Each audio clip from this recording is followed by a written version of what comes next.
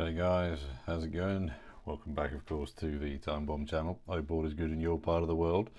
So today, as a result of popular demand, we have a side-by-side of two watches. Some would call this a video of Chinese crap versus Swiss plastic crap. Others would call it a battle of the value package versus the branding package. And some might say, I ain't ever going to buy either of those. But I'm guessing if you're here, you've thought about parting with your hard-earned cash for one of these.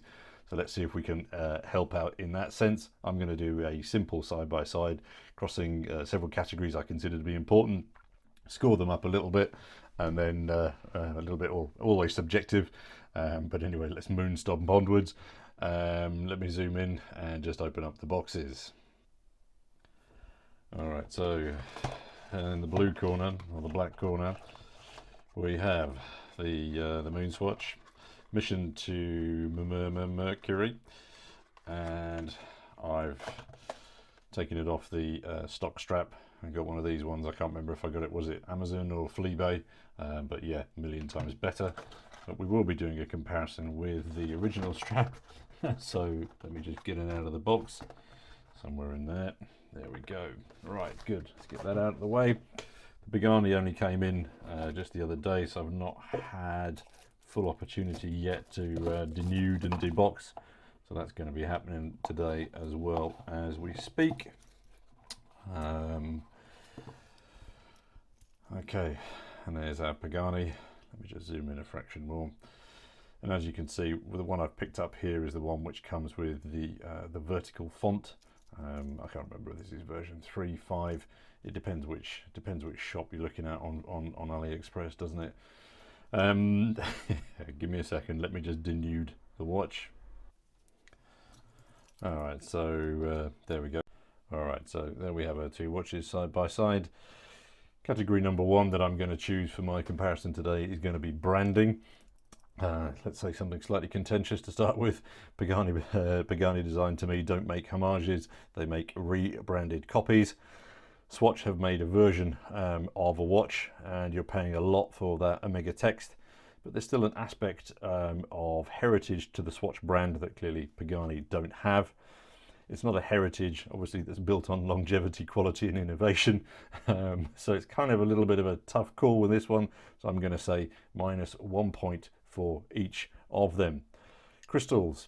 On the Swatch, DJ Scratchy. Up the top there we have mineral versus some kind of sapphire on the Pagani. I can't accept though that Pagani design make these sapphires a la Auguste Veneer style. So yes, it's a sapphire by definition, but clearly not as pure as a sapphire as you'd find on an original Omega. But yeah, clearly Pagani wins, as this crystal is going to last at least a year, whereas that one you're going to need more than a single tub of Polywatch to keep it going longer than a year. So again, -1 for the Swatch, +1 for the Pagani. Watery goodness. Okay, so Pagani design have, albeit slightly stiff, they have a screw down crown and a claimed 100 meters worth of watery goodness. But I'd still say swim with it at your peril, as many people have leaky Paganis. Just check the watch blogs for evidence of that. The Moon Swatch, well, at 30 meters of watery goodness, it fails before it even starts. So again, -1 point for Swatch, +1 point then for the Pagani. Movements. So if it's a real Seiko VK in here, let me just trick it off there for you, then the Pagani wins before I can even get my scorecard out. That VK movement is in higher end Seikos and it works really solidly. But is it a genuine Seiko or is it a copy? Again, on the blogs, you notice some people take these things apart and they find all sorts of things in there. On the Swatch, by contrast, allegedly or supposedly it's an ETA G10-212, but for some reason they can't publicly admit to what the movement is, which to me is downright silly, rude. So again, +1 for Pagani and -1 for the Swatch. The precision on the hands, markers and subdials. So let's just start this one off. So in my review of the Moon Swatch here, Mission to Mercury, I'll put a link up just up there. I talked about my experience with the ones in store and then this one, and about how close to the markers that second-hand chrono counter actually gets. It's still all over the place, which for a chrono is pants, especially when you're going all Swiss made, Swiss heritage, etc, etc. Let's just pop it back up to the top. It's got a lovely return up to the top, but again, it just isn't close to center. Let's have a quick look again on the Pagani. So the Pagani is much better. So again, leading us to believe that potentially it is either a very, very, very good copy of that Seiko movement, or it is exactly that Seiko movement inside. And as I say, kind of a no-brainer again, really, isn't it? That one clicks back up to the top, and yeah, it's pretty damn spot on. So yes, again, minus one for the Swatch, plus 10.1.5 milliseconds for the Pagani. Strappage, I referenced this earlier, so yeah, you don't need me to tell you that the strappage, the original Velcro on here, is absolute trash. So if you buy one of these, then you just need to know that you're going to have to buy yourself a new strap, as I did here. And it's quite interesting because the volume of strap alternatives out there are just indicative of how many people, you know, have clearly felt the need to do something. And the fact again that Swatch don't even offer you any alternatives, to me, is downright rude and silly. The Pagani design strap bracelet here, it's not great, and clearly all of the money has gone into the watch head. The jingle factor here has got Rudolph and Donner and Blitzen, you know, sort of stamping in the snow. The tolerances on there are just utter pants, but again, it only costs 50 odd quid. So yeah, kind of understanding. I also don't think that it's thick enough in essentially to hold the weight of the watch head on wrist. Let me just show it on wrist. As I say, I've just taken it out of the box, so it's unsized, but to me it doesn't have enough resistance in it. The tolerances are way too loose on there, you know, to actually hold the watch head in place. Now, I could be completely wrong here, because I think I was traveling overseas recently and I saw all the guys were wearing their watches like this on unsized bracelets, so they were jangling around all over the place, and clearly that seemed to be the fashion in that particular country. Me, I can't stand that, so yeah. The clasp is okay. The fact as well that, you know, it's not a pressed, which, you know, Casio, you might want to have a listen to that. I've seen as well some of these come with dive extensions. This one, this particular one doesn't. They've changed the close there just to have just a couple of micro adjusts in there instead.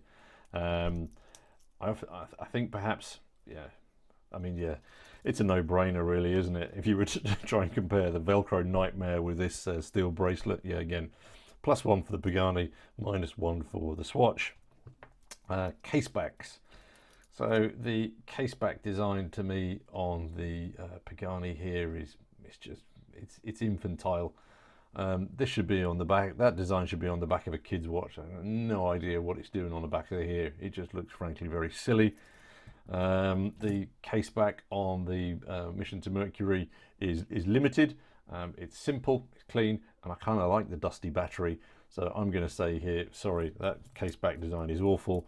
-10 for the Pagani, +1 for the Swatch. That's the first plus, I think, for the Swatch so far. Case bodies, tough category, but yeah, bioplastic versus steel, yikes.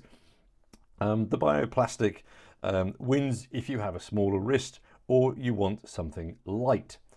If not, then steel here is the no-brainer, clearly. And the other thing I like about it is the fact that I think Pagani have actually finished the case body really very well indeed. The brush side down there with a little, sorry, the matte size down there with a little bit of polish on the top here, I think works really very well indeed. As I say, the finishing on that case body is pretty damn good. So yeah, sorry. I say some people will prefer this because it's lighter and easier to wear, but I think most people will agree it's +1 point for the Pagani and -1 for the Swatch. I mean, the Swatch, I mean, it's not too bad still. Robustness. So again, robustness probably quite related to case bodies. I think the steel is going to last for ages. It probably doesn't have any scratch resistant coating on it, but I don't think you're going to care for 50 quid. The bioplastic is going to break at some stage. So again, +1 for Pagani, -1 for the Swatch. On wrist, I think, you know, they both look good. So I just throw the Swatch on wrist. If you want to check the video again of my review of that, you'll see what it looks like on wrist. On this particular strap, I think it looks brilliant, and I know I've irked a few people by saying what I like about it, and what I like about this watch is the fact that, yeah, it looks very good on wrist. Looks are one thing, the quality in the build and everything else, and the price point is something else. I'm just saying visually, I think it looks very good. The Pagani, by contrast, let me just throw it back on here again. As I say, it sits well, it's super comfortable, super clean. As I say, if I were to keep this one, I would definitely be changing that to something a little bit more solid in that sense.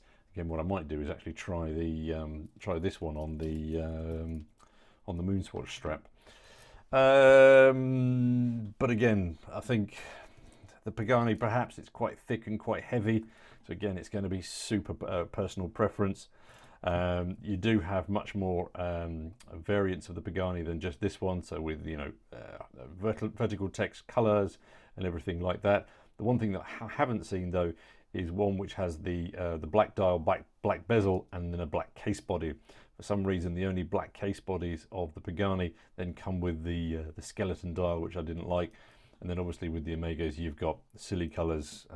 You know, should we just give it 1 point for each of them? All right, loomage. So up at the 12, you've got cock and balls on both of these, and the quality of the loom is probably quite comparable, isn't it, really?